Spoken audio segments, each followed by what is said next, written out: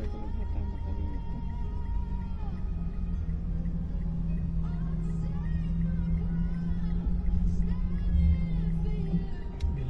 Binilisan pa talaga. Binilisan pa talaga. Galing siya ng Hamsa. So naka-minor na dapat siya.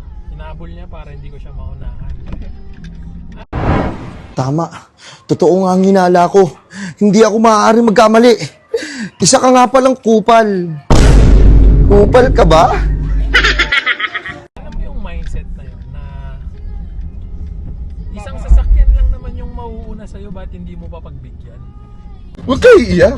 Di ba? May mga ganyan talaga mga depende yan sa pagpapalaki o kaya naman para sa sitwasyon nila, mga tain na. Di ba? Alam mo yung galing siya ng Hams, bigla niyang hinataw nung papasok na ako. You know? Eh, isang sasakyan lang naman yung papaunahin niya. Di ba? Meron ba siyang Ay, nako. binibit na record? Meron ba siyang time limit? No? Well, tama ka naman. Baka nga natatain, ha? Aray ko.